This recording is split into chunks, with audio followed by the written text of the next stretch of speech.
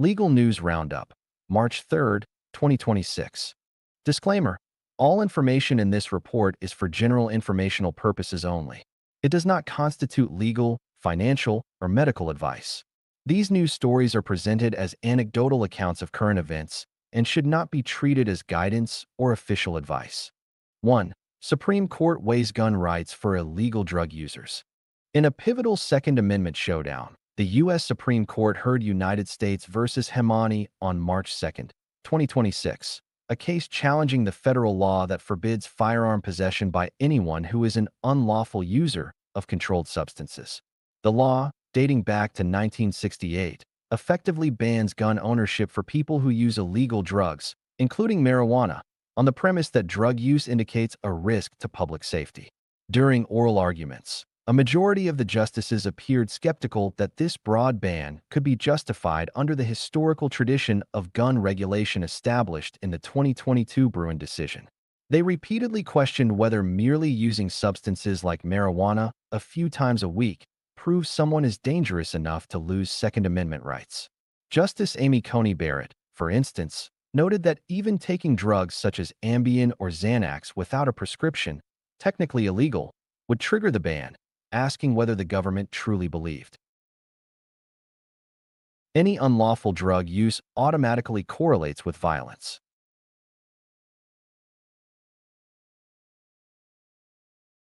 Principal Deputy Solicitor General Sarah Harris defended the law by comparing habitual drug users to habitual drunkards, whom early American laws disarmed for public safety.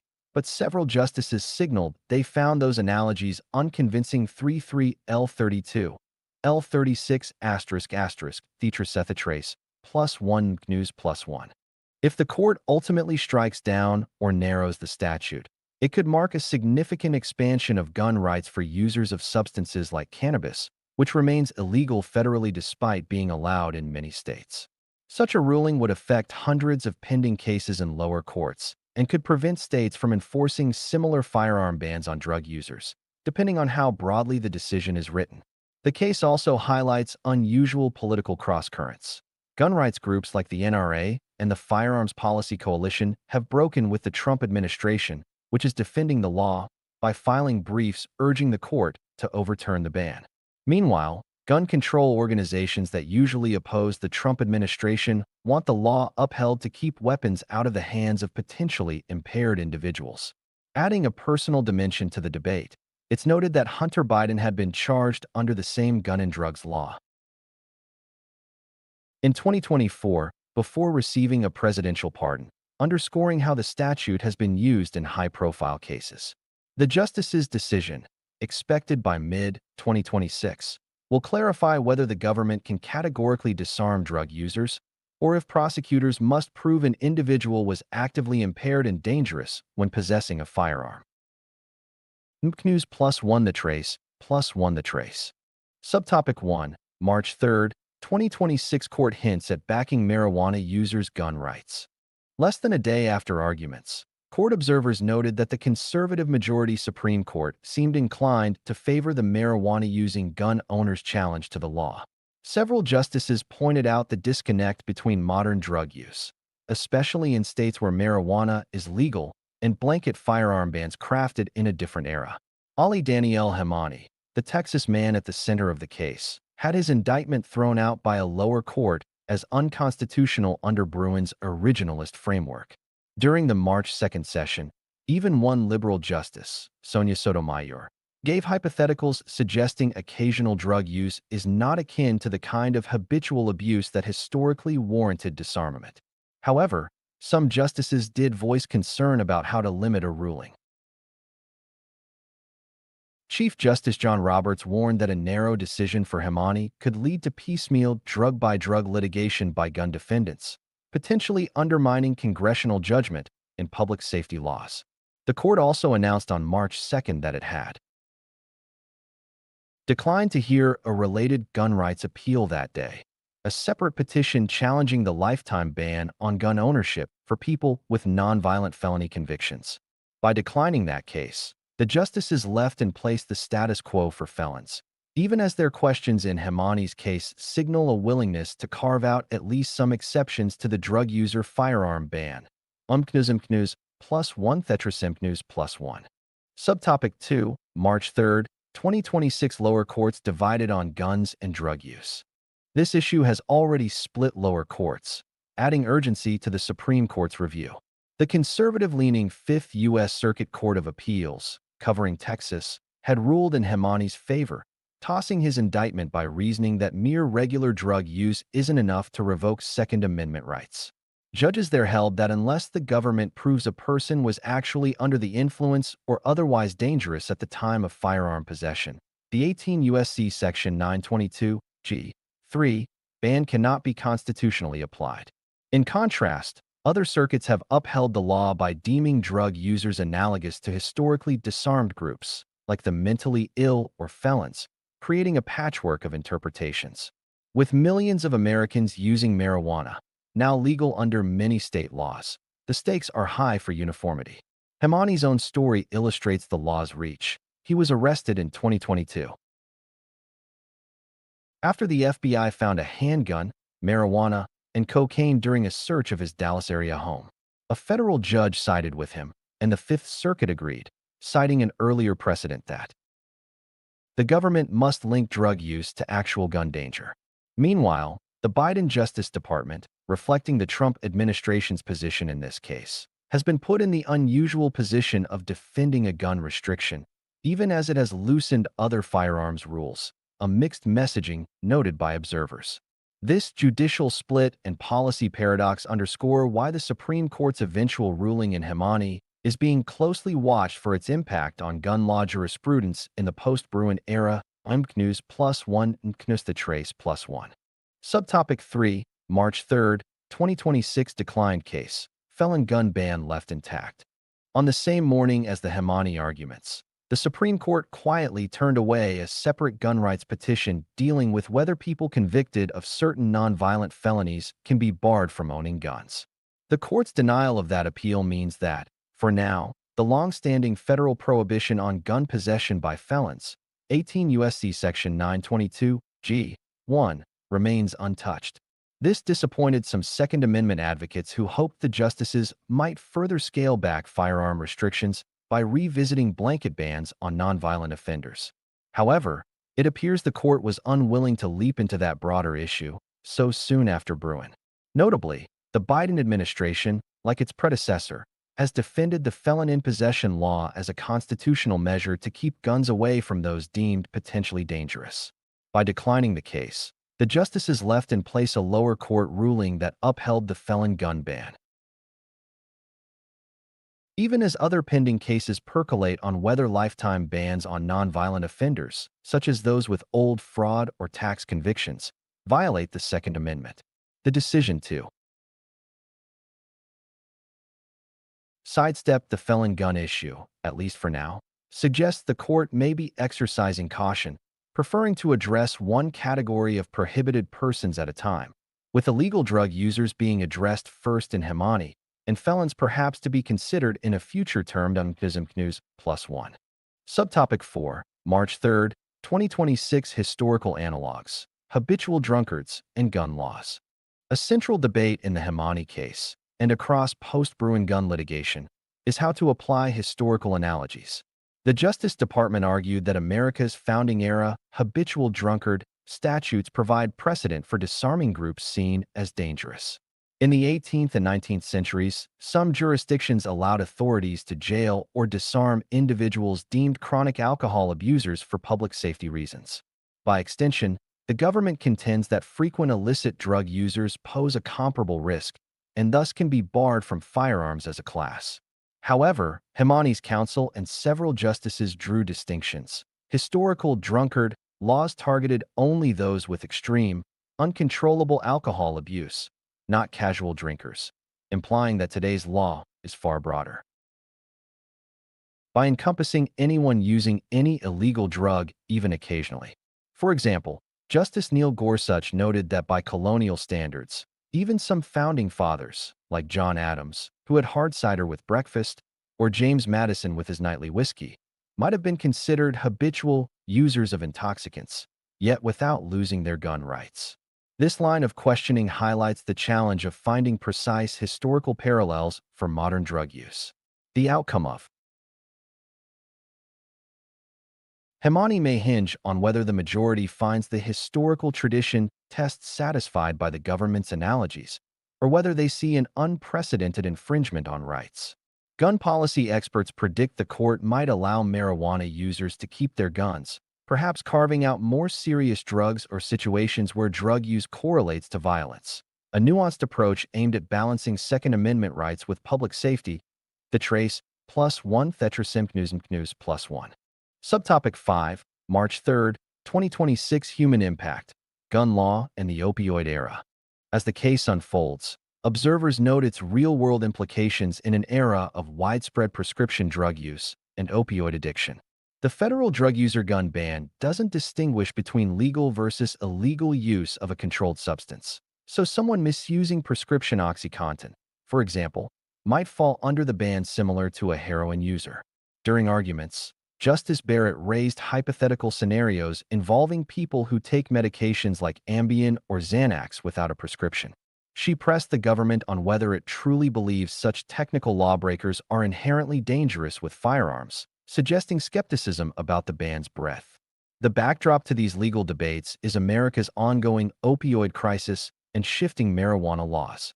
Millions of Americans have used substances that are illegal federally, but increasingly accepted locally, e.g. cannabis. If the Supreme Court strikes down the drug user gun ban, it would remove a legal catch, 22 for otherwise law-abiding gun owners who also partake in state legal marijuana. Conversely, law enforcement officials express concern that a voided ban could complicate efforts to disarm individuals deeply involved in drug trafficking or heavy narcotics use, who might pose heightened risks. The Hemani case thus sits at the intersection of gun rights and drug policy, reflecting changing social attitudes. It asks whether blanket prohibitions from the war on drugs era align with today's constitutional standards. As the nation awaits a decision, the case highlights how Bruin's demand for historical grounding is reshaping gun regulations in contexts the founders never envisioned, from marijuana joints to modern firearms. Mknus +1 Mknus the trace +1.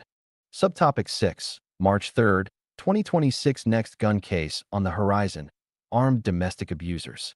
The court's approach in Hemani could foreshadow how it handles other gun restrictions in the pipeline.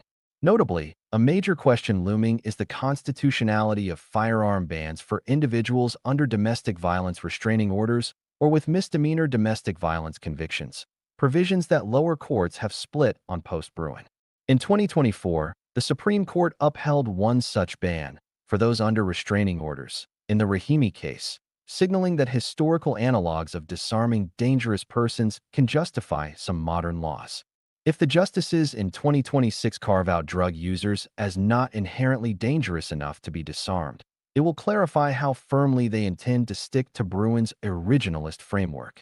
Gun safety advocates worry that a broad ruling might imperil other long-standing prohibitions, from domestic abusers to violent misdemeanants, by demanding more concrete historical parallels.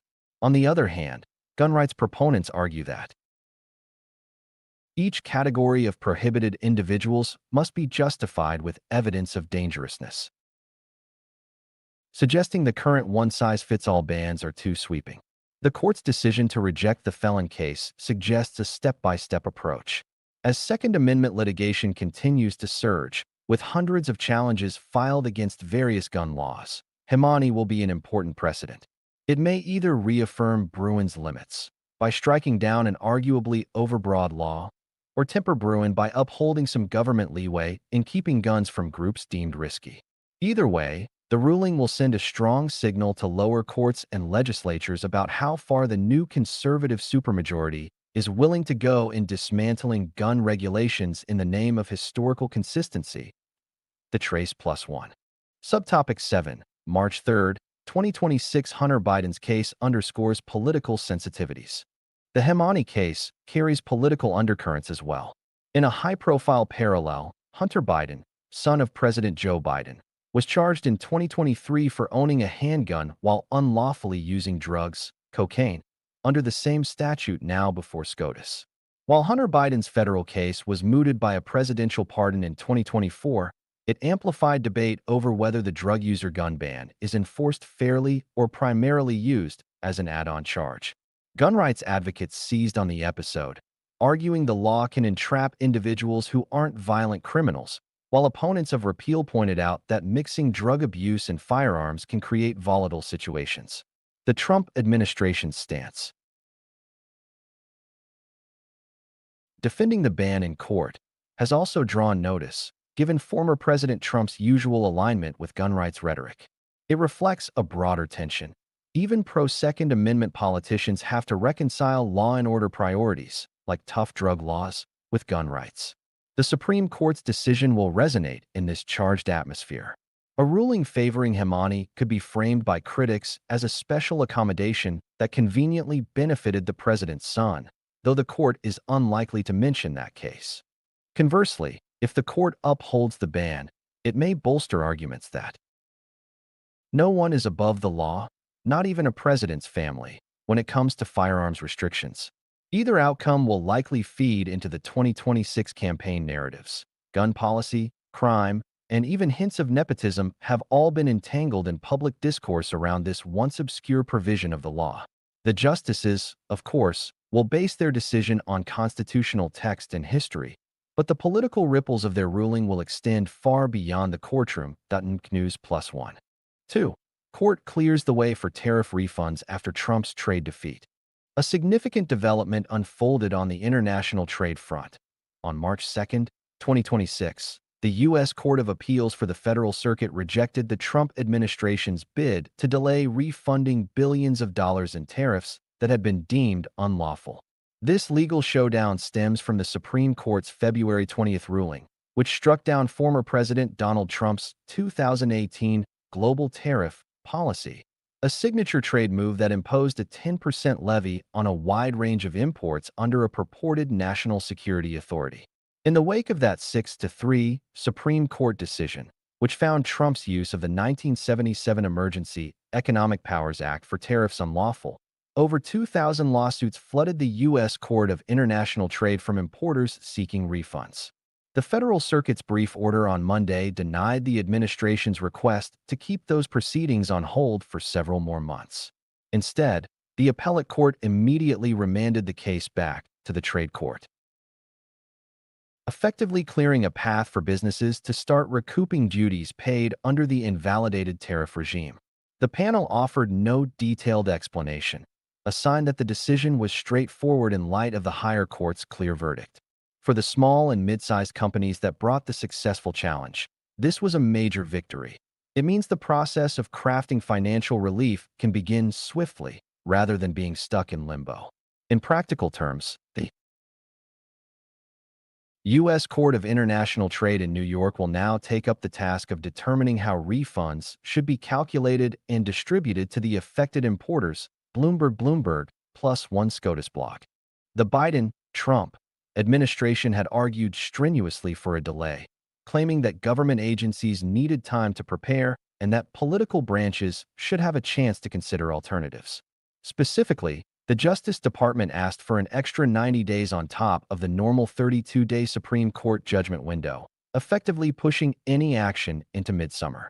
Officials hinted they might seek legislative fixes or even petition the Supreme Court for a rare rehearing. President Trump told reporters after the loss, "I guess it has to get litigated," suggesting he might try to revisit the defeat. However, the Federal Circuit was unmoved. By denying the stay, it signaled that enough is enough. The time had come to implement the High Court's decision and get on with refunds. Trade law observers noted the appellate judges likely saw little justification for prolonging matters, especially since refund calculations can be complex and time-consuming, likely involving audits of tariff payments from 2018 onward.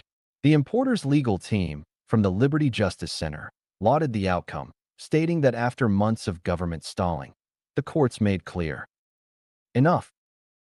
As of March 3rd, importers large and small, from wine importers to auto parts suppliers, are preparing to reclaim the tariff payments that had been held in escrow pending the litigation outcome. The sums at stake are substantial. Collectively, these businesses paid billions in extra duties under the now invalidated policy, contributing to higher consumer prices in the past few years. Bloomberg plus one. Subtopic 1, March 3, 2026 Supreme Court's tariff ruling triggers 2,000 plus lawsuits. The backdrop for this refund saga is the Supreme Court's landmark ruling issued on February 20th, 2026. In that decision, the justices by 6-3 struck down President Trump's sweeping 10% global tariffs as an overreach of executive authority. The court determined that the 1977 law Trump invoked, the International Emergency Economic Powers Act, did not grant carte blanche to impose peacetime tariffs across the board, a major rebuke to one of Trump's hallmark trade strategies. Almost immediately, importers who had challenged the tariffs declared victory, and a torrent of pending cases was unfrozen. By early March, over 2,000 tariff refund lawsuits had been filed, mostly concentrated at the U.S. Court of International Trade in New York. That specialized court had put all such cases on hold while awaiting the Supreme Court's guidance. Once the ruling came down, plaintiffs urged the lower courts to move quickly so they could get their money back. These suits represent a broad swath of American industry, from small family-owned manufacturers to larger import-reliant firms, all of whom paid the tariffs on materials or products like steel, aluminum, electronics, and consumer goods. The collective relief sought is massive, one analysis suggests. Tens of billions of dollars in tariff payments could be eligible for refund, covering about 4 years of duties. The Federal Circuit's decision on March 2nd to start the refund process was essentially an administrative green light. It formally ended the appellate phase of the test case, involving lead plaintiff VOS Selections Incorporated, and kicked it back to the trade court to implement the outcome. Trade lawyers see this as the opening of the floodgates. It sets precedent for all similar cases to be resolved favorably for importers, likely through settlements or judgments ordering refunds plus interest. Bloomberg. Subtopic 2, March 3, 2026 Trump administration's delay tactics rebuffed. The Federal Circuit's swift action also carried an implicit critique of what some termed delay tactics by the Trump administration. After the High Court's February loss, the administration filed motions to effectively freeze the situation, arguing that immediate refunds could be disruptive. They wanted to wait not just the typical month for the Supreme Court's judgment to be formalized, but an additional 90 days to explore policy responses or even a long-shot rehearing. In court filings, government lawyers suggested that repaying the tariffs too hastily could roil budgets, and that Congress might intervene if given time, though no concrete legislative proposal was forthcoming. The importers strenuously objected, asserting that every extra day of delay was an unfair continuation of an illegal policy and burden on businesses. On March 2nd, the appellate court sided with the challengers by denying the government's motion without comment. The absence of any noted dissent among the three-judge panel indicated unanimity in rejecting the request. Essentially, the message was that the matter had been settled by the Supreme Court and that the executive branch must comply promptly. Analysts note that such post-SCOTUS delays are rarely granted, especially when the losing side cannot articulate a clear path to altering the outcome. By moving the case along, the Federal Circuit has curtailed the administration's ability to stall, a significant win for the rule of law in the eyes of the importers, who felt the government was dragging its feet in hopes of maintaining leverage. The stage is now set for the U.S. Court of International Trade to design the refund remedy, which could involve complex calculations for each plaintiff, but which can proceed without the cloud of further appellate delays. Bloomberg. Subtopic 3, March 3, 2026 Impact on small businesses, relief in sight. The tariff refunds are poised to deliver a welcome financial boost to many small and mid-sized U.S. companies that bore the brunt of Trump's trade war. The lead plaintiffs, for example, include a family-owned wine importer, VOS Selections, that paid hefty tariffs on European wine and specialty foods. Other suits were filed by auto parts distributors, electronics retailers, and even some retailers of consumer goods. all industries where supply chains were upended by the sudden 2018 tariffs. These businesses argued that the unilateral tariffs inflated their costs and forced them either to raise prices or absorb losses, all for a policy the Supreme Court now says was unlawful from the start. With the legal victory in hand, they are now looking to recoup those costs. The Federal Circuit's go-ahead means the trade court can start sorting out who gets what back. It will be a meticulous process. Companies must substantiate the duties they paid and ensure they haven't already passed on those costs to customers to avoid a double recovery. The Court of International Trade could handle this by grouping cases or appointing special masters to handle calculations. There's also the question of interest on the refunds. Traditionally, when importers win duty refund cases, they're entitled to interest from the date of payment. Given that some tariffs were paid as far back as 2018, that interest could be substantial and act as a further deterrent to any future overreach. As one trade lawyer quipped, the meter's been running on these unlawful tariffs for years. It's only fair the government pay interest on this loan it forced out of importers. Beyond the monetary aspect, these small businesses are celebrating a principle that the courts can still serve as a check on sweeping executive actions that profoundly affect commerce. With the refunds in motion, many of these companies will get a second chance to invest that capital in growth, jobs, and lower prices for consumers, undoing some of the damage from the trade war. Up Bloomberg +1. Subtopic 4, March 3, 2026 Political repercussions and next steps. The resolution of the tariff refund fight has political as well as economic ramifications. For President Trump, the Supreme Court defeat and the forced refunds represent a rare and visible rollback of one of his trademark policies. The tariffs, initially justified on national security grounds to protect American industry, had become a cornerstone of his administration's assertive trade stance. Now, with the courts decisively against him, Trump signaled defiance, hinting at possibly asking the Supreme Court to reconsider, even though such moves are almost never successful. In the meantime, his administration faces the awkward task of administering refunds that undercut a policy he championed. The looming refunds also raise budgetary and political questions. Will Congress need to appropriate funds to cover them, or will they be offset against future tariff revenues? Thus far, no specific congressional action has been taken, and the assumption is the money will come from the General Treasury or customs accounts. Trade policy watchers are also looking to see if Trump pivots. Will he push new tariffs using a different legal authority or pursue trade goals through negotiations instead? For businesses and free trade proponents, the outcome is a triumph that reigns in executive power. It reaffirms that even in trade, where the president has considerable leeway, there are limits under the law. The legal precedent set by this case, the U.S. Elections Incorporated v. Trump, could constrain future presidents from invoking broad economic emergency powers to impose tariffs without congressional approval. In the near term, the Court of International Trade's proceedings will be the forum to watch. It must translate a sweeping legal victory into dollars and cents relief for each plaintiff. Judge Timothy Reif, who presided over the initial challenge, will now oversee the remedy phase. He's expected to call the parties together in the coming weeks to iron out a refund procedure. Given the administration's staunch opposition so far, there's potential for further friction. The DOJ could resist certain refund calculations or try to negotiate smaller payouts. But with the appellate mandate in hand, judges have the authority to ensure importers get their due, plus interest.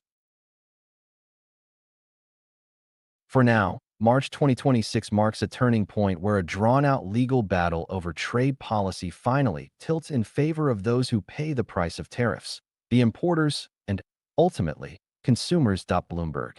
Subtopic 5, March 3, 2026 How the tariff refunds will work. With the path to refunds cleared, many are asking how and when will companies get their money back? The process will likely involve the U.S. Bureau of Customs and Border Protection, CBP, which initially collected the tariffs at ports of entry. Typically, when tariffs are paid under protest and later found improper, CBP is directed to reliquidate the relevant entries, shipments, at a zero rate and issue refunds. In this case, because of the massive scale, thousands of entries over several years, the Court of International Trade might approve a class action style or consolidated claims process.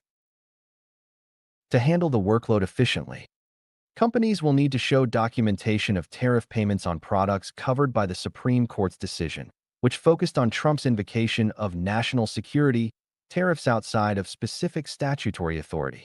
Those products ranged widely, often derided as midnight tariffs due to their unpredictability. Now, ironically, some businesses are hoping the refund process will be swift and predictable. Trade attorneys caution that refunds could still take months or longer to materialize, especially if there are disputes over the amounts. However, the Federal Circuit's no-nonsense order suggests the judiciary wants quick compliance. Many importers have already tallied their paid tariffs, and interest will be computed at a rate set by law, currently the federal short-term rate plus a few points. If a particular company passed the tariff cost to customers, that could complicate whether they are entitled to a full refund due to rules against unjust enrichment. But in many cases, firms ate the costs to stay competitive, meaning they directly suffered the financial harm. The public can expect periodic updates from the Trade Court or the Commerce Department as refunds begin. Politically, the optics of refund checks going out, essentially undoing a Trump trade policy, could play into election narratives about economic management. Yet, for most in the business community, it's a moment of relief. They are finally being made whole for the tariff bills they have paid since 2018, allowing them to invest back into their businesses or reduce prices moving forward. Bloomberg. Subtopic 6, March 3, 2026. Broad implications for trade policy. The swift action to enforce tariff refunds underscores a broader message: the judiciary's willingness to check executive trade measures. Historically, U.S. courts have been very deferential to presidents on matters of trade and national security. The fact that the Supreme Court struck down Trump's tariffs, and that lower courts are ensuring immediate consequences, may deter future administrations from pursuing similar sweeping tariffs without clear congressional authorization. This could affect current debates on trade policy. For instance, President Trump had hinted at imposing additional tariffs on countries like China in his ongoing pressure campaign. Those plans might need to be rethought under the legal cloud of the February ruling. Additionally, legal scholars point out that other emergency economic powers, like sanctions regimes, could face new scrutiny. The Supreme Court's majority opinion, authored by Justice Neil Gorsuch, emphasized that even in areas of broad power, the president cannot bypass limits set by Congress. It's a principle that might be invoked in challenges to other executive actions. In Congress, bipartisan concern over ceding too much tariff authority to presidents had been growing. The court's intervention may spur legislation to explicitly tighten or clarify the rules. In fact, by March 3rd, some lawmakers were already drafting bills to reclaim trade powers, ensuring that extended tariffs get congressional approval rather than relying on open-ended emergencies. For now, U.S. trading partners are watching closely. Allies affected by Trump's tariffs, like the EU, Canada, and others, welcomed the court's decision, which validated their complaints that the U.S. measures violated international trade rules. While the refunds will go to domestic importers, indirectly foreign exporters benefit too. Their products become cheaper in the U.S. again. Thus, the legal resolution helps to mend trade relations frayed by the tariff war, reinforcing the message that the rule of law, both domestic and international, remains a cornerstone of the trading system. Bloomberg. Subtopic 7, March 3, 2026. Reaction from small business owners. Across the country, small business owners who were part of the tariff lawsuit celebrated the news of the Federal Circuit's decision. Many describe it as a lifeline. "We've been waiting for this day for years," said one importer of specialty bicycle parts in California. He explained that the tariffs forced him to downsize his staff and delay expansion plans, as profit margins shrank with the extra 10% duty on every shipment. Now, anticipating a refund with interest, he plans to rehire workers and invest in new inventory, calling it economic oxygen being returned to his business. Another company, a Midwest manufacturer that relies on imported steel, expects a seven-figure refund. Its CEO told local media that the money will likely go into upgrading equipment and possibly lowering prices for their products, making them more competitive against foreign rivals. Industry groups like the National Retail Federation and various manufacturing associations have issued statements praising the court's actions. They argue the outcome proves that the tariffs were a misguided policy that ultimately hurt American companies and consumers more than they helped. Some have even urged the administration to forego any further resistance. It's time to let it go and cut the refund checks, one trade association head said, noting that drawn-out fights only create uncertainty. While President Trump himself has remained defiant in public, within the administration there are reports, according to Bloomberg, of quiet preparations to implement the refunds and move on. For many American businesses, March 3, 2026 will be remembered as the start of the post-tariff era, a return to more stable trade terms and a validation of their decision to stand up to a powerful policy by using the courts. Bloomberg. 3. Supreme Court nixes copyright for AI-generated art. In a closely watched tech law development, the U.S. Supreme Court on March 2, 2026 declined to hear a novel case on whether art created entirely by artificial intelligence can be copyrighted. The justice's refusal to take up the appeal means that existing rulings, which require a human author for copyright protection, will remain in force. The case was brought by Stephen Thaler, a computer scientist from Missouri, who has been on a years-long quest to win legal recognition for works generated by his AI system, known as Davis. Thaler had sought to copyright an image titled A Recent Entrance to Paradise, which he claims was autonomously created by his AI, without any creative input from a human. The U.S. Copyright Office rejected his application in 2019, and both a federal district court and the D.C. Circuit Court of Appeals upheld that decision, citing the principle that copyright law protects only works with human authorship. By turning away Thaler's petition, the Supreme Court tacitly agrees, at least for now, that non-human creations are ineligible for copyright under U.S. law. The outcome deals a blow to the burgeoning field of AI-generated art and content, leaving such works in a legal gray zone. They can be used and distributed, but their creators, or the developers of the AI, cannot claim the exclusive rights that human artists enjoy. Yahoo +1. Thaler's case has drawn international attention as a test of how century-old intellectual property laws apply, or don't apply, to generative AI, which has exploded in capability in recent years.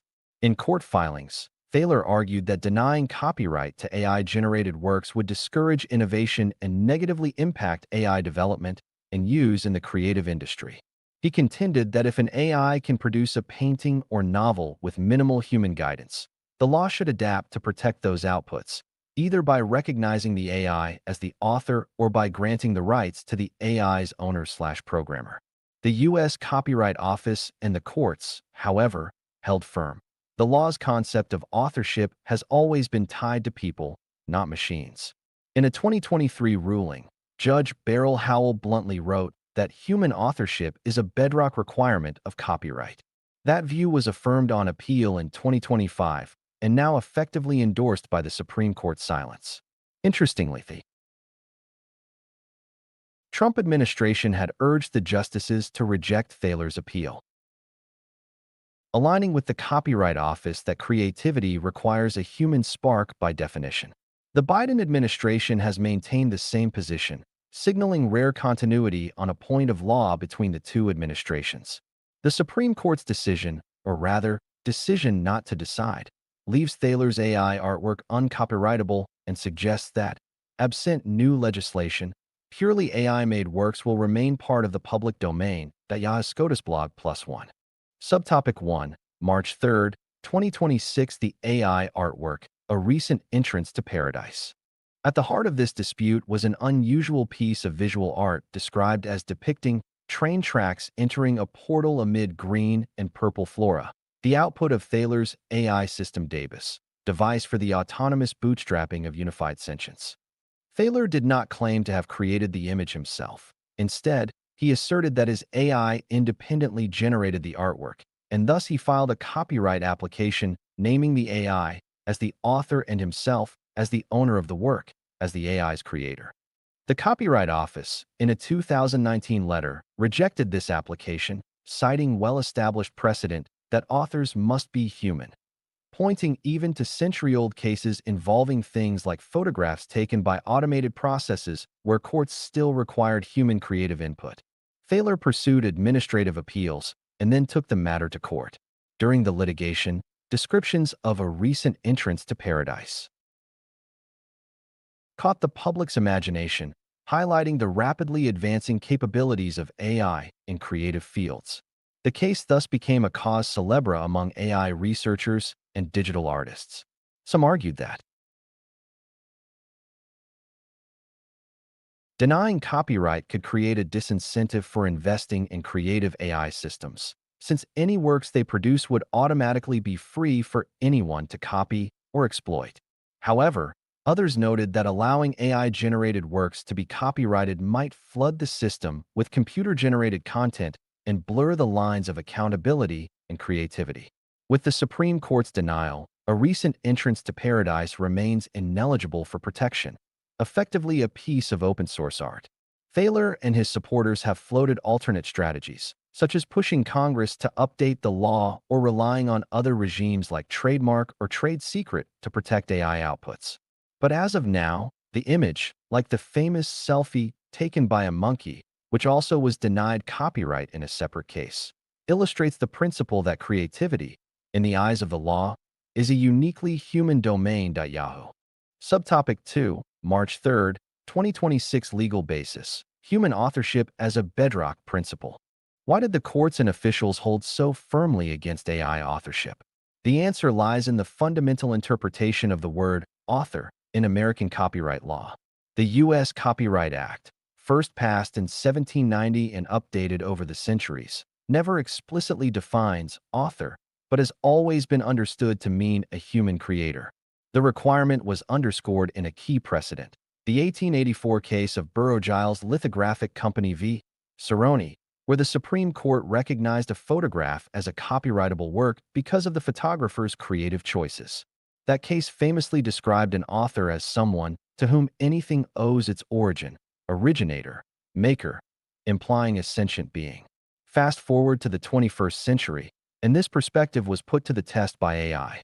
In Thaler's case, the U.S. District Court, DDC, in 2023 carefully reviewed the statute and past cases,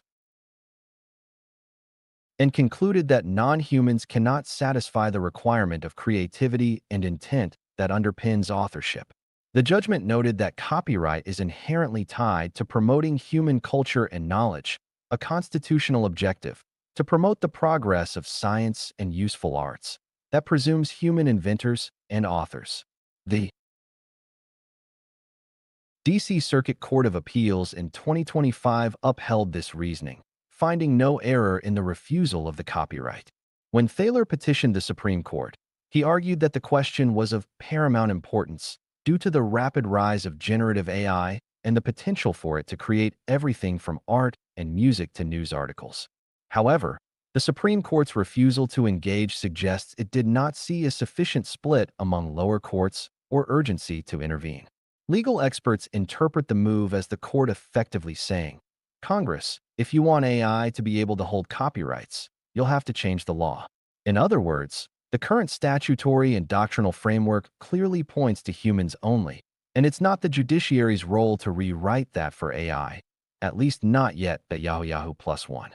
Subtopic 3, March 3, 2026 U.S. Policy, Consistency across copyright and patent. The Supreme Court's stance on AI authorship is consistent with actions in other areas of intellectual property. Notably, Stephen Thaler had also attempted to list an AI as the sole inventor on patent applications for two inventions, a beverage holder and a light beacon, created by the Davis system. Those attempts were similarly rebuffed. The U.S. Patent and Trademark Office, USPTO, and courts found that under patent law, an inventor must be a natural person. In 2022, the Supreme Court likewise declined to hear Thaler's patent case after the Federal Circuit ruled against him. The Solicitor General's Office, representing the government, has maintained in both contexts that the law's language and historical understanding limit IP rights to human creators. The administration's brief in the copyright case observed that multiple provisions of the Copyright Act indicate an author refers to a human rather than a machine. This uniform approach between the USPTO and Copyright Office suggests a deliberate strategy. U.S. policymakers are cautious about extending legal personhood or creative rights to AI. There is concern that doing so could undermine the very rationale of IP law, rewarding human creativity, and open the door to an overwhelming volume of computer-generated works seeking protection. In the wake of these events, the U.S. Copyright Office has issued guidance for human artists who use AI tools like Midjourney or DALL-E in their creations. They must identify which portions of an artwork are AI-generated when seeking registration, and only the human-made elements will be protected. For example, if an artist uses an AI to generate a background but then paints figures into it, the figures might be copyrighted but not the AI background. These fine distinctions are still being worked out case by case. By denying Thaler's extremes, pure AI with zero human input, the courts have drawn a clear line, while leaving open how to handle the vast middle ground of human-AI collaboration, an issue likely to be a hot topic in policy circles and future lawsuits. The SCOTUS blog, +1 Yahoo +1. Subtopic 4, March 3, 2026 International Perspectives on AI Creativity. The U.S. is not alone in grappling with AI and IP rights, and the Supreme Court's decision resonates globally. Other jurisdictions have also largely refused to recognize AI as an author or inventor so far. The European Union's copyright framework, for instance, implicitly requires human authorship, and no EU country has granted copyright to AI works to date. In the United Kingdom, officials recently considered and then decided against changing the law to give limited rights to computer-generated works, noting the importance of human creativity. However, a few countries have made minor forays, Singapore and some proposals in Australia have explored intermediary solutions, like allowing AI-assisted works more leniency in copyright if a human selected or arranged them. The Thaler saga has been closely watched by these stakeholders. In fact, Thaler filed parallel applications in patent offices around the world with similar results, nearly all rejecting AI-only claims, except in South Africa, where an oversight led to an AI inventor being listed on a patent, though that is not an examination-based system. In the creative arts, some nations do have a concept of neighboring rights or publishers' rights that might cover AI outputs in a limited way, but those are untested waters. The Supreme Court's inaction effectively upholds the U.S. as a no AI authors jurisdiction for the time being, which could influence international norms. Proponents of AI creativity rights argue that this position may eventually stifle cross-border innovation, especially as AI becomes more capable. They point to possible future where entire movies or novels are generated by AI. Who owns those? On the other hand, many artists and authors are relieved by the decision, having feared that granting AI copyright would diminish human creators' value and potentially flood markets with copyrighted content churned out by machines.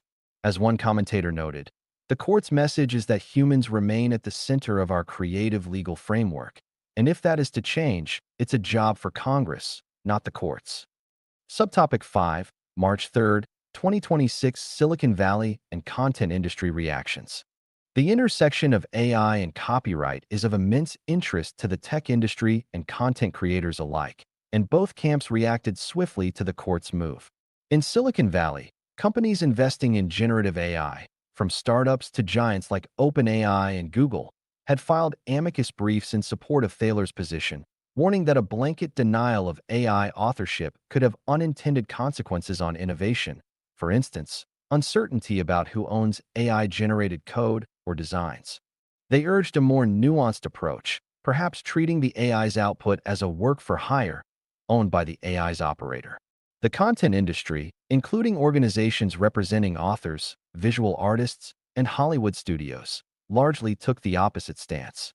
They fear a scenario where copyrighted training data is ingested by AI to create new works that then receive their own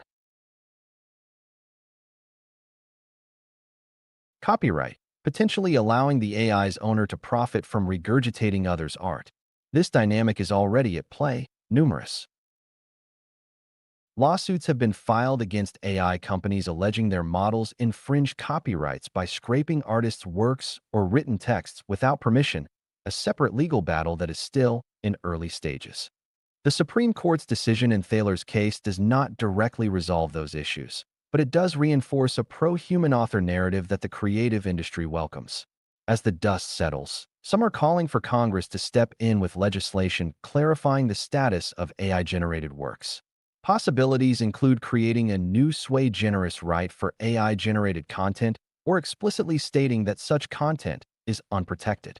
Until then, the practical upshot is that any work created solely by AI is free for anyone to use. A fact that entrepreneurs and artists alike will have to factor into their plans. For example, a video game level designed entirely by an AI can't be copyrighted. A competitor could legally copy it. This might encourage companies to keep a human in the loop in creative processes, both for quality and for legal protection. Subtopic 6, March 3rd, 2026. What's next for Thaler's crusade? Stephen Thaler's efforts to extend intellectual property law to AI are unlikely to end with this defeat. Described by some as a persistent visionary, Thaler has been testing legal boundaries globally. With the U.S. Supreme Court shutting the door, he may turn attention to other jurisdictions or other forms of IP. One avenue could be copyright for AI-generated music or literature, which might present different nuances than visual art. Another possibility is that Thaler could push for legislative change. He has previously submitted comments to government agencies and may lobby Congress to amend the definitions in the Copyright Act and Patent Act.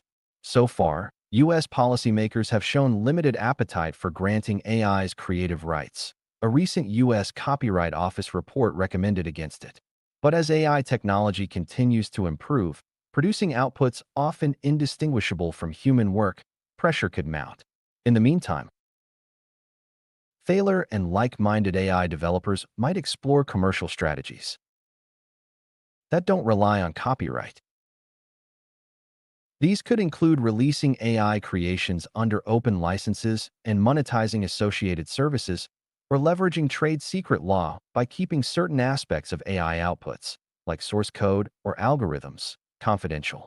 It's worth noting that not all generative AI creators seek IP protection. Some align with the ethos of open source and freely share AI art and music. Thaler, however, has consistently argued that recognizing AI's creations as intellectual property is crucial for the next wave of innovation. His journey has illuminated the tension between cutting-edge technology and laws that can lag behind it. As one IP professor put it, Thaler may not have won in court, but he has forced us to confront profound questions. What is creativity? Can a machine do it? And how should society reward it? For now, those questions remain unanswered in the eyes of the law, but the conversation is only gaining momentum. Subtopic 7, March 3rd, 2026. Broader AI legal challenges on the horizon. The Supreme Court's hands-off approach to AI-generated art comes as other AI-related legal battles heat up. In addition to the copyright and patent fights over AI authorship, courts are now wrestling with the use of AI in everything from healthcare to hiring. Notably, a set of class action lawsuits has been filed against AI companies for allegedly scraping copyrighted text and images to train their models without permission.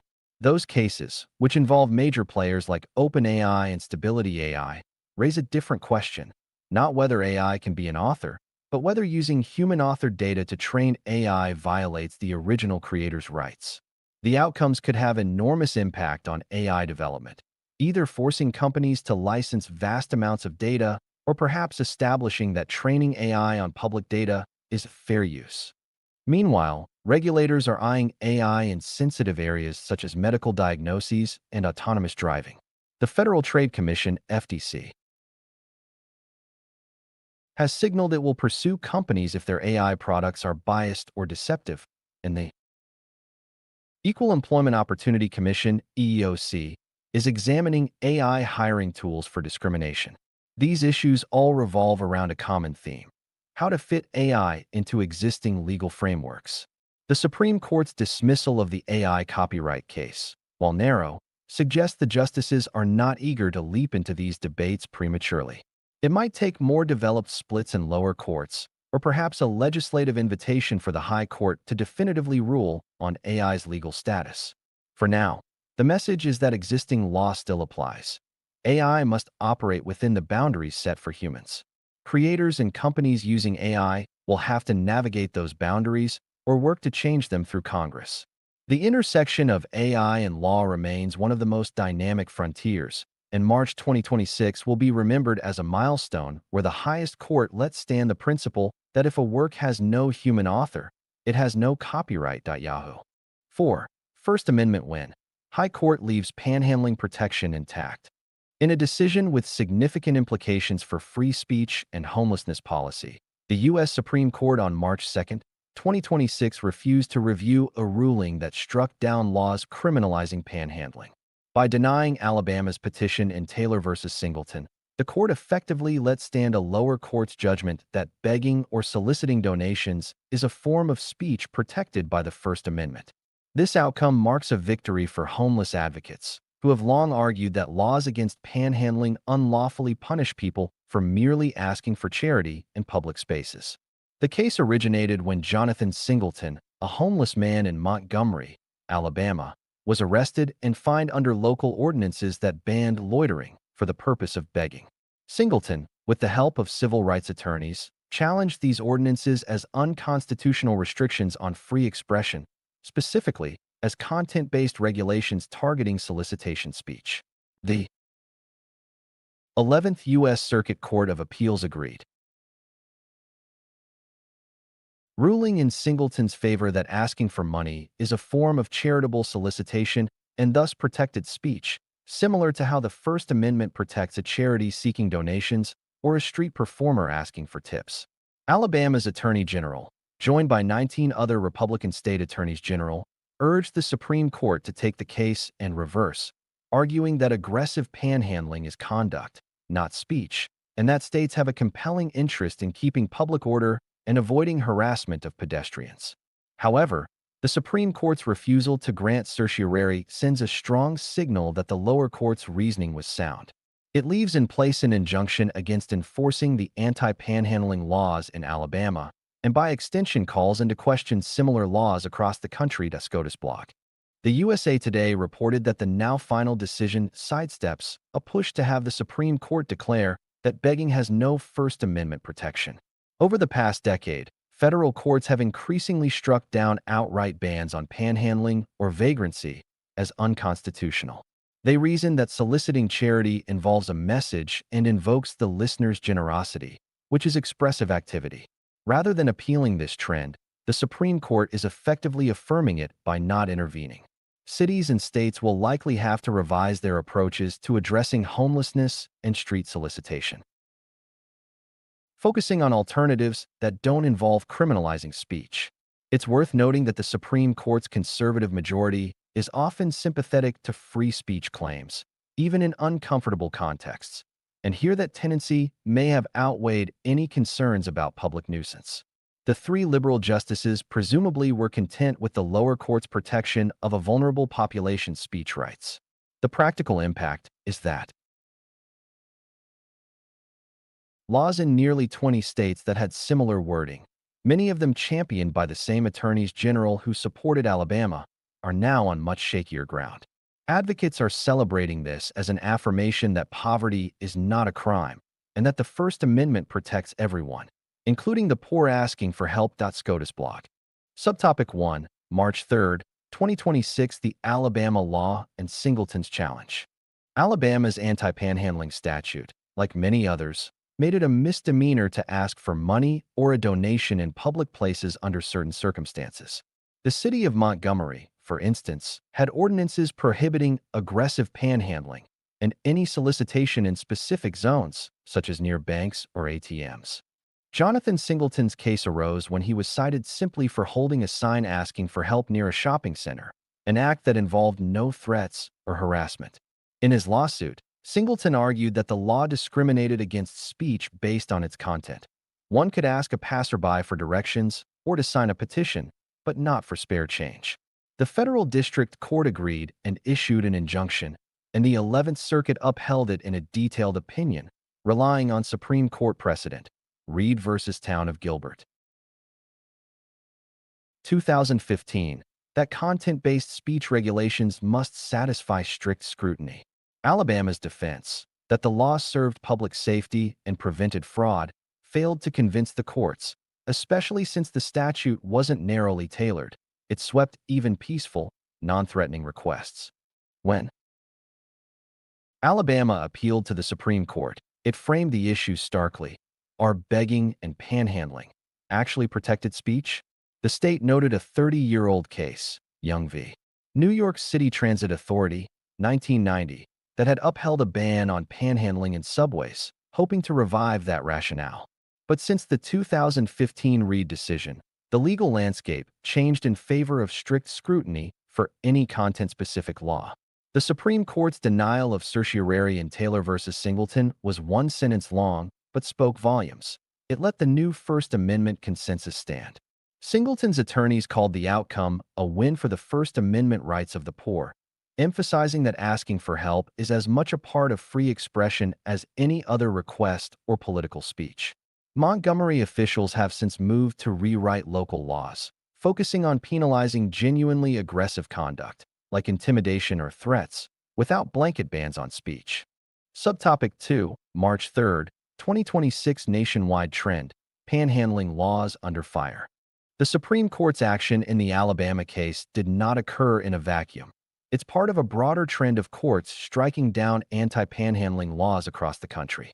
Over the last decade, at least two federal appeals courts, the Fourth and Seventh Circuits, similarly invalidated such laws in states like Colorado and Illinois, respectively.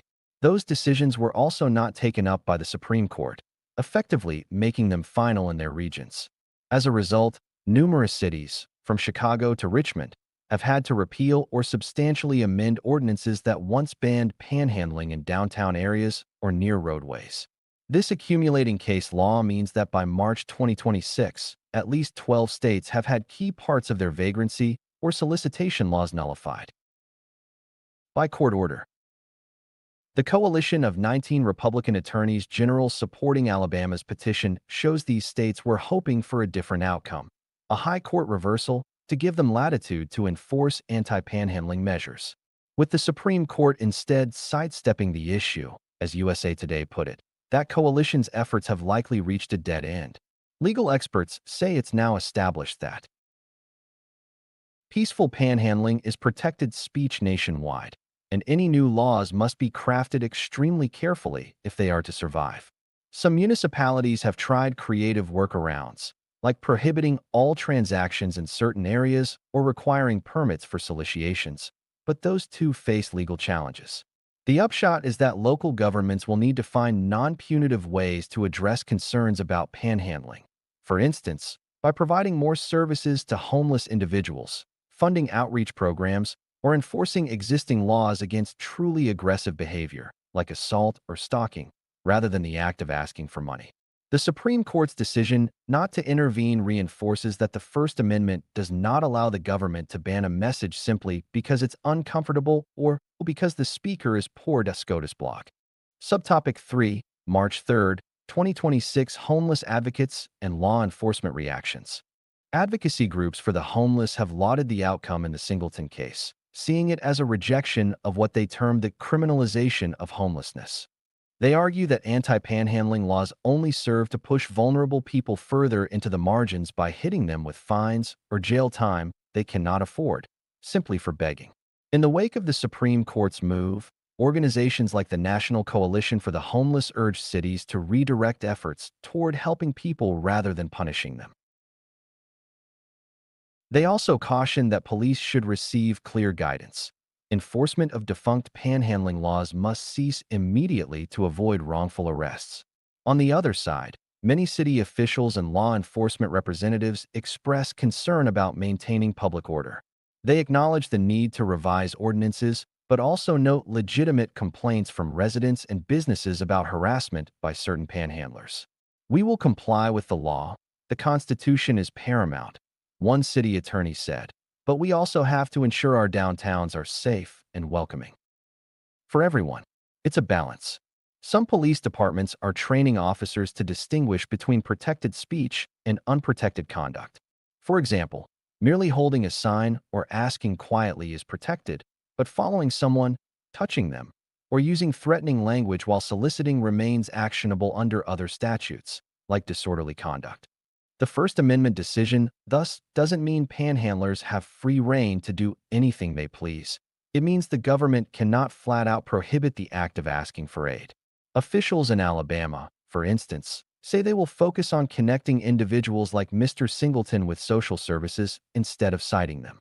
The conversation is shifting rather than trying to banish the symptom, visible poverty, and asking for money. Cities are being nudged by both courts and advocates to address the root causes such as lack of shelter, mental health support, and economic opportunity. Subtopic 4, March 3, 2026 Content-based speech and strict scrutiny. The Singleton case highlights a fundamental concept in First Amendment law. Content-based laws are subject to the most exacting judicial review. The anti-panhandling statutes were clearly content-based. They targeted speech soliciting donations. Under the 2015 Supreme Court decision in Reed v. Town of Gilbert, any law that on its face treats speech differently based on topic or message must meet strict scrutiny, meaning it must serve a compelling government interest and be narrowly tailored to achieve that interest. In practice, this is a very tough test that few laws survive. Alabama and its allies tried to argue that their interest, protecting the public from harassment or fraud, was compelling, but courts found the laws overbroad. For example, a total ban on panhandling in certain areas would criminalize a quiet, polite request for help, which is much broader than targeting actual threats or fraud. A narrower approach, which might pass muster, could be something like a law against aggressive solicitation defined in terms of specific harmful conduct. But in many cases, such behaviors are already covered by other laws, assault, intimidation, etc. Thus, courts view blanket panhandling bans as not just unnecessary, but also as impermissible attempts to silence a particular type of speech, soliciting charity, because of discomfort with its content. In deciding to leave the 11th Circuit's decision untouched, the Supreme Court essentially affirmed this. Reed-based analysis. It sends a message beyond panhandling. Laws that single out specific messages, whether it's begging, political protests, or even certain signs, will likely face an uphill battle in court. This could have implications for other pending cases, like local ordinances that restrict where people can protest or laws that distinguish types of picketing. The robust application of the content-based rule demonstrates the judiciary's commitment to a broad interpretation of free speech rights, extending even to individuals who traditionally have little political power, such as the homeless. Subtopic 5, March 3, 2026 Role of State Attorneys General in Pushing Social Agenda. The involvement of 19 state attorneys general backing Alabama in its appeal is notable. This coalition, largely from Republican-led states, reflects how attorneys general have become key players in national culture war issues. In this instance, they argued that panhandling bans were necessary tools for public safety, urging the Supreme Court to clarify the law. Their brief warned of negative consequences if such bans were invalidated, predicting a rise in aggressive solicitation and potential for crime. However, critics interpret their effort as part of a broader agenda to give states more leeway to impose traditional notions of public order even at the expense of individual rights. The Supreme Court's dismissal of the case is a setback for this coalition, and it showcases a dynamic where even a predominantly conservative high court doesn't always side with law and order arguments when free speech is at stake. Some of these same attorneys general have been active in other areas, such as defending restrictive transgender laws or opposing federal civil rights policies. In those domains, as well, they've had mixed success in court. The panhandling saga suggests that while AGs can band together to amplify an issue to the Supreme Court, there is no guarantee of review. After this loss, states may be less eager to expend resources on defending anti-begging laws and instead focus on other approaches. For instance, some municipalities combine minor offense enforcement, like littering or jaywalking, with offers of services, a carrot-and-stick approach that has so far not been challenged successfully. The takeaway is that free speech rights can unite the court's liberals and some conservatives, making certain regulatory approaches, like panhandling bans, legally untenable. State leaders will have to adjust, demonstrating how even deeply held policy preferences must sometimes yield to constitutional imperatives that SCOTUS block. Subtopic 6, March 3, 2026 Broader free speech landscape in 2026. The Supreme Court's hands-off resolution of the panhandling issue fits into a larger pattern of the court's First Amendment jurisprudence. In recent years, the court has generally been protective of speech, whether in cases of political campaign finance, public employee speech, or controversial protests.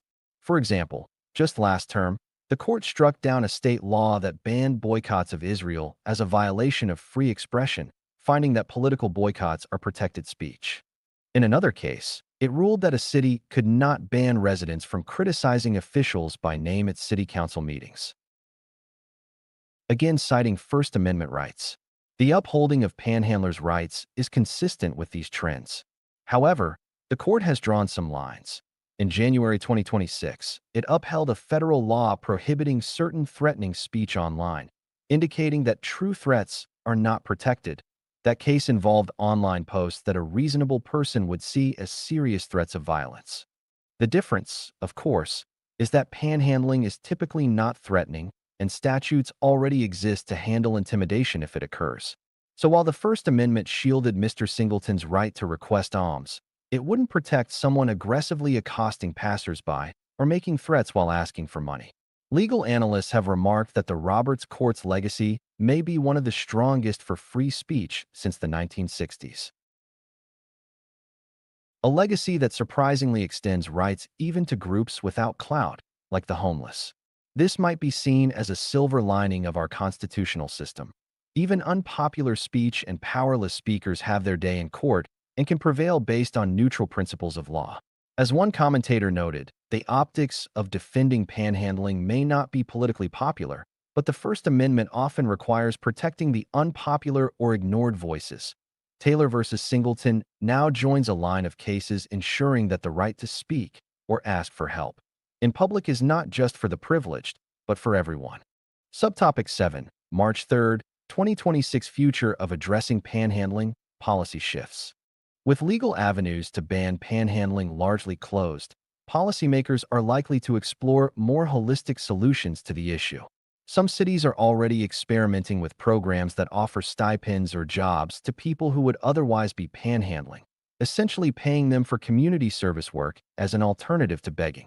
Others have increased funding for Housing First initiatives, which aim to get homeless individuals off the streets and into stable housing before dealing with other issues like employment or addiction. The understanding is that if people's basic needs are met, the impetus to panhandle diminishes. Additionally, public education campaigns can address the discomfort some feel. For example, cities have put up signs encouraging donations to charities rather than directly to panhandlers, on the theory that it's more effective. Such campaigns walk a fine line. They must be careful not to imply that panhandlers are criminals, which could be seen as a form of encouraging viewpoint discrimination.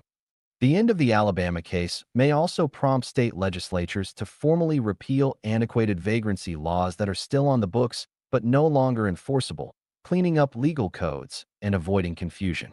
In sum, March 2026 could mark a turning point where the focus shifts from legal fights to policy solutions.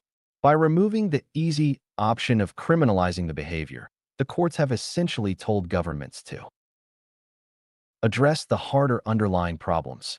As a constitutional scholar observed, sometimes judicial decisions force society's hand. The courts have said you can't just arrest away the sight of homelessness. Now it's up to communities to decide what constructive steps to take instead. Ultimately, the principle affirmed is that even in times of social challenge, such as a homelessness crisis, the response must respect fundamental rights. A message the Supreme Court reinforced by leaving the Singleton decision untouched at SCOTUS block. 5. Supreme Court sides with parents in California transgender student policy dispute. In a high-profile clash between parental rights and student privacy, the U.S. Supreme Court on March 2 2026 allowed a federal court order to stand that blocks a California law restricting schools from disclosing students' gender identity to parents. Acting on an emergency application, the justices granted a request from a group of California parents by reinstating a lower court's injunction against the state's policy, which had barred schools from outing transgender or gender nonconforming students to their parents without the student's consent. The effect is that, for now, California public schools must comply with the district court's ruling. They are prohibited from withholding or misrepresenting information to parents about their child's gender expression at school, and must abide by parents' instructions regarding names and pronouns used for their children in school records. This 5-4 decision on the court's emergency shadow docket marks a significant victory for the parent plaintiffs and a setback for LGBTQ+ advocates who supported the state's policy as a necessary protection for transgender youth. The Supreme Court's majority did not issue a full opinion, as is typical in emergency rulings, but the outcome was opposed by the 3 liberal justices and 1 conservative, Justice Amy Coney Barrett, signaling a split even among the court's right-leaning bloc. SCOTUS bloc. The underlying case revolves around a California law, popularly known as the Student Gender Privacy Act, enacted in 2025, which was intended to ensure that transgender and gender-questioning students could seek support at school without fear of being automatically outed to their families. Supporters of the law, including civil rights groups and mental health professionals, argue that some transgender youth may face hostility or even abuse at home if their gender identity is revealed, and thus schools should prioritize student safety and privacy. However, a group of parents, with backing from conservative legal organizations, sued on the grounds that the law infringes on parents' fundamental rights to direct the upbringing of their children and participate in important decisions about their welfare. In late 2025, a federal district judge agreed with the parents and issued a preliminary injunction blocking the state from enforcing key portions of the law statewide, calling it a likely violation of parents' constitutional rights to due process and familial autonomy. California officials appealed to the Ninth Circuit and sought a stay of the injunction, which was initially granted, but the Supreme Court's intervention now resurrects the district court's order in favor of the parents. Essentially, the highest court has, at least temporarily, taken the side of the parents who argue they have a right to know if their child is identifying as a different gender at school. SCOTUS block. Subtopic 1, March 3, 2026 details of the blocked California policy. California's now halted policy was one of the first statewide measures of its kind. It directed public schools and teachers not to disclose a student's transgender status or preferred name/pronouns to parents unless the student explicitly consented or requested the disclosure, except in situations of immediate medical emergency. This policy emerged after several local school districts in California and other states began adopting rules requiring parental notification if a student sought to use a name or pronoun different from what's on their birth certificate. California's government, dominated by Democrats, responded with the opposite approach, effectively prohibiting such notifications to safeguard student privacy. The underlying rationale was that outing students without their consent could put them at risk of family rejection or harm. Given that not all parents are supportive of LGBTQ+ identities, the law also mandated that schools use a student's self-declared name and pronouns in school settings and communications, unless directed otherwise by the student. When the group of parents, led by a nonprofit called Parents for Privacy, sued, they argued that the state was unlawfully intervening in the parent-child relationship, substituting the judgment of school officials for that of parents regarding what's best for their kids. The federal judge, in granting the injunction, agreed that the state's interest in protecting students did not clearly override the parents' rights in every circumstance. The judge's order, reinstated by SCOTUS, prevents enforcement of the law and allows schools to follow parents' instructions about names/pronouns. Meaning, for example, if a parent has told the school to refer to their child by the name and gender they were assigned at birth, the school must comply. It's a contentious situation for educators, who may feel torn between obeying the law, now the court order, and supporting the student's expressed identity. The legal battle is far from over. The case will continue in the courts, but the Supreme Court's emergency action indicates at least 5 justices find the parents' arguments compelling. SCOTUS block. Subtopic 2, March 3, 2026 reaction from parents and advocacy groups. The Supreme Court's decision triggered polarized reactions across the country. Parent groups that had opposed the California policy celebrated the ruling as a vindication of parental authority. This is about the fundamental right of parents to know what is happening with their children, said one of the lead plaintiffs, a mother from San Diego County, who argued that she was kept in the dark by school officials about her 15-year-old's gender identity struggle. Conservative and parental rights organizations, some of which coordinated similar lawsuits in other states, hailed the ruling as a sign that the highest court recognizes parental rights as a core constitutional value. On the other side, LGBTQ+ advocacy groups and many educators expressed deep concern. They argue that forced outing of transgender and gender nonconforming students could lead to serious harm, including family rejection, mental health crises, and even youth homelessness. The Human Rights Campaign condemned the ruling, with its legal director saying, "This decision prioritizes a subset of parents' fears over the very lives of transgender youth." These advocates point to research showing that transgender youths with unsupportive home environments are at much higher risk of depression, self-harm, and suicide. California's Attorney General likewise criticized the outcome, pledging to continue defending the law's constitutionality in the courts. Importantly, because the Supreme Court's action came on its emergency docket, a procedural stay, it is not a final ruling on the merits. The case will likely proceed through the Ninth Circuit and could return to the Supreme Court for a full review in the future.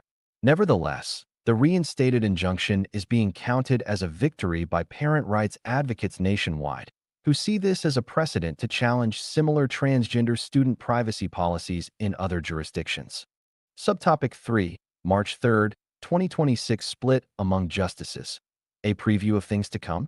Although the Supreme Court's order was only a paragraph, some details have emerged about how the justices divided. According to court observers, the decision to grant the stay was 5-4. The majority likely included Chief Justice John Roberts and Justices Clarence Thomas, Samuel Alito, Neil Gorsuch, and Brett Kavanaugh, a typical conservative alignment on culture war issues. Meanwhile, the 3 liberal justices, Sonia Sotomayor, Elena Kagan, and Ketanji Brown Jackson, were joined by Justice Amy Coney Barrett in dissent. Justice Barrett siding with the liberals on this matter surprised some court watchers and underscores how the issue of transgender student rights and parental notice does not break strictly along ideological lines. Barrett, a conservative and mother of 7, has in past cases shown concern for the rights of parents, but also for procedural regularity. It's possible she was uncomfortable with the court's use of the emergency docket to intervene in a fluid situation. If the case returns for full argument, it will present a complex mix of constitutional claims, including parental rights, substantive due process, and possibly student privacy or equal protection rights.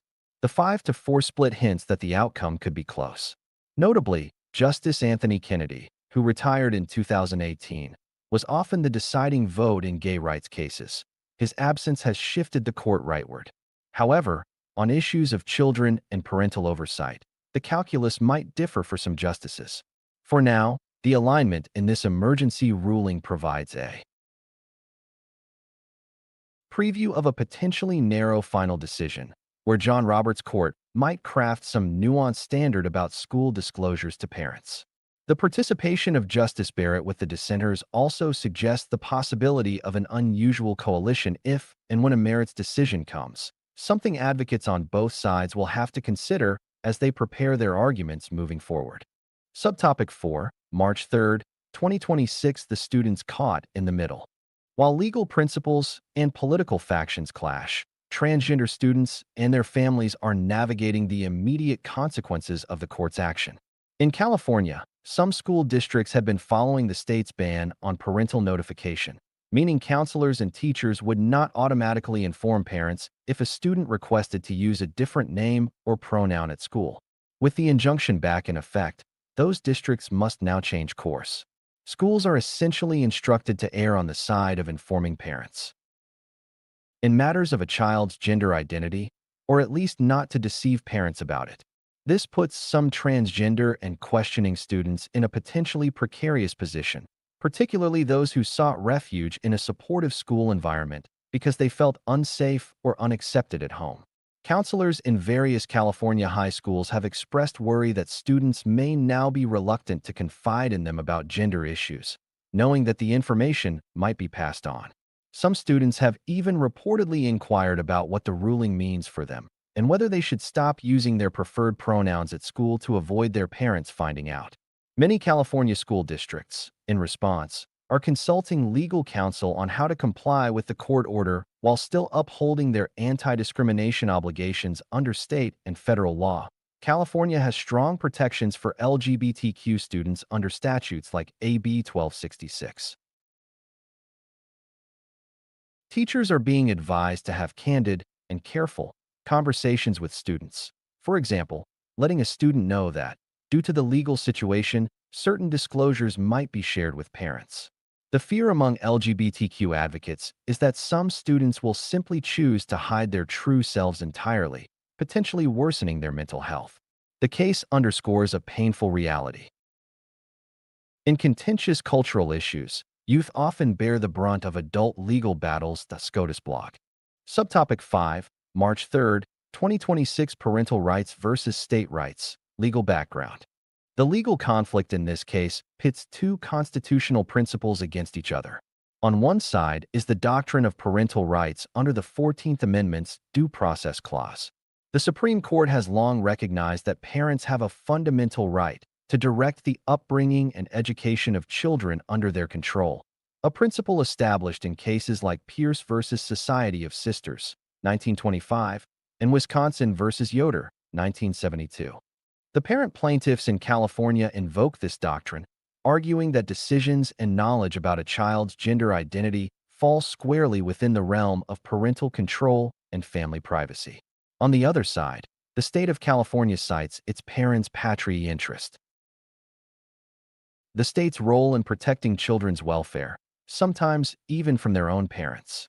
California's lawyers argue that in some situations, informing parents of a child's gender identity without the child's consent could lead to abuse, neglect, or other harm. Thus, the state must act to protect the child's well-being.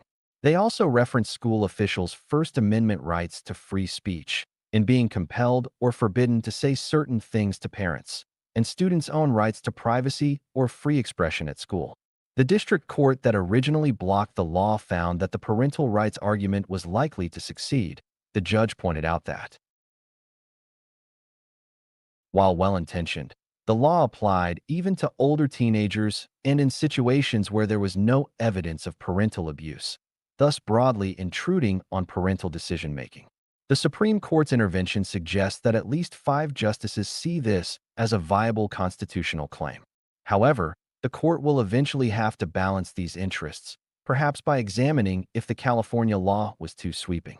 It could decide that some kind of middle ground policy is required, for example, mandatory counseling or involving courts if there is a genuine fear of abuse, rather than a blanket ban on telling parents. For now, the legal pendulum has swung toward parental rights, but achieving a sustainable policy that protects vulnerable youth while respecting parental authority will be an ongoing challenge for legislatures and courts alike.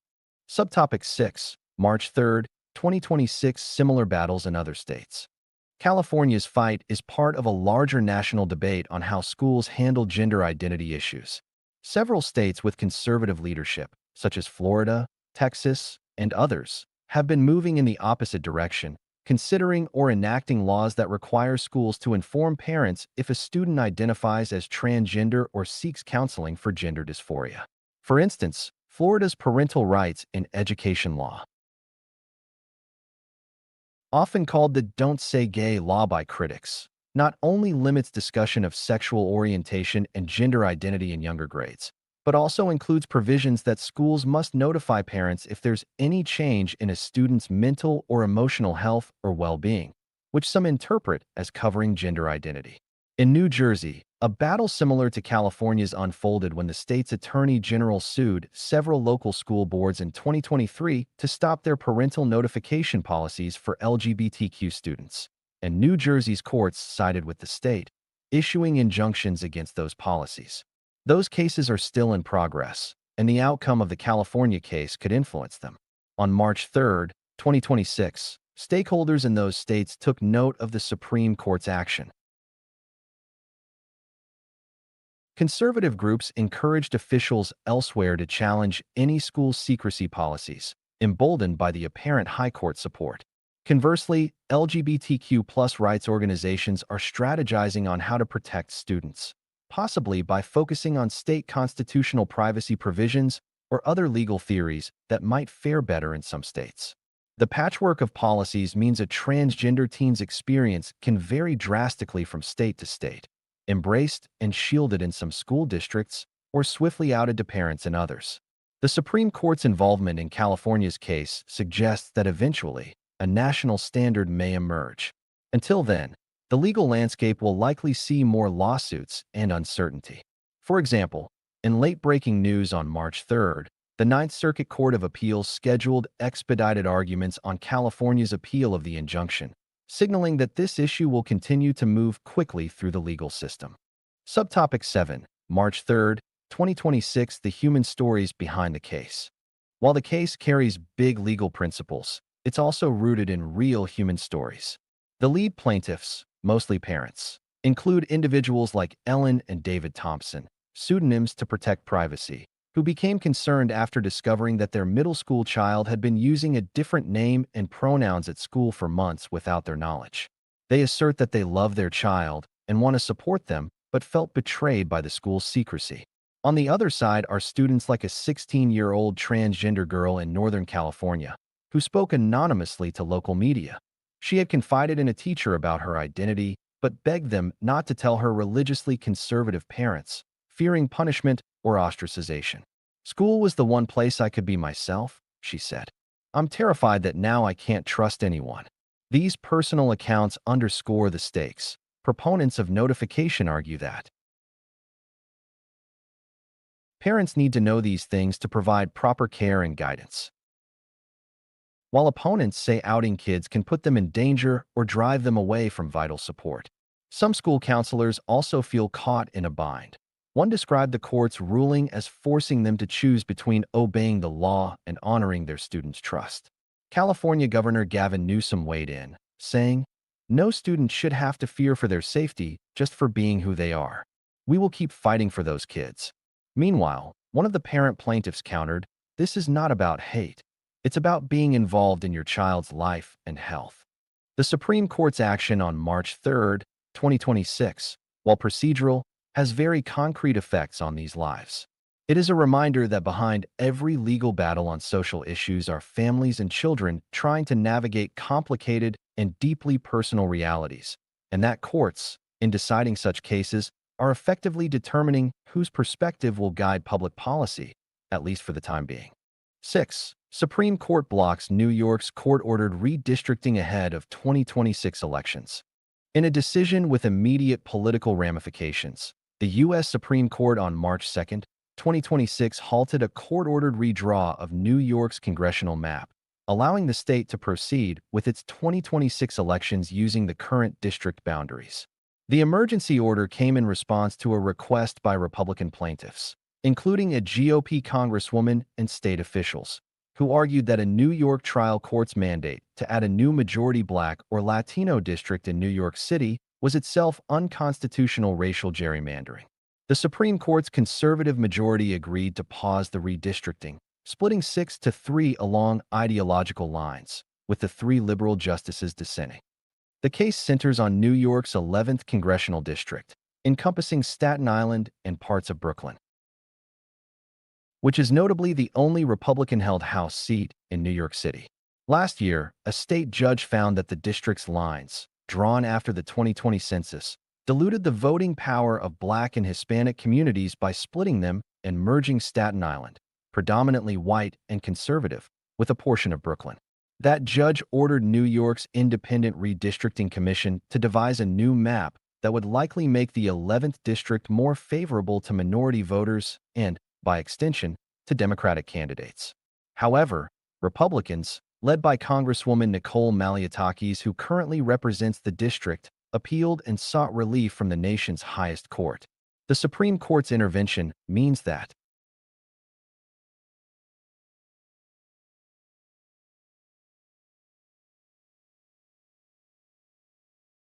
the redistricting is on hold, and the status quo map.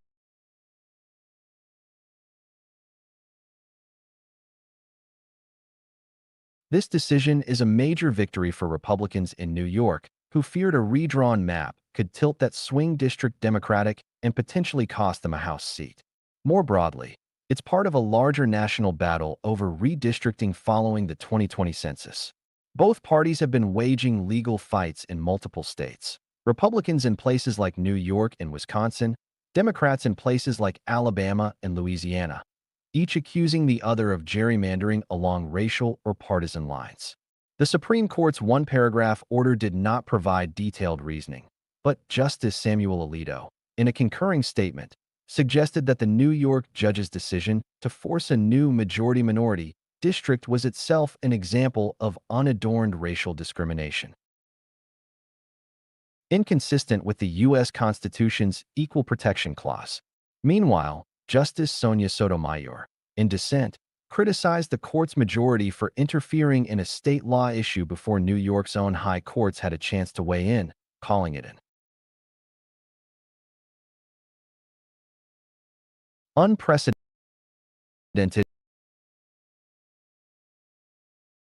Subtopic 1, March 3, 2026, the lone GOP district in NYC and its significance.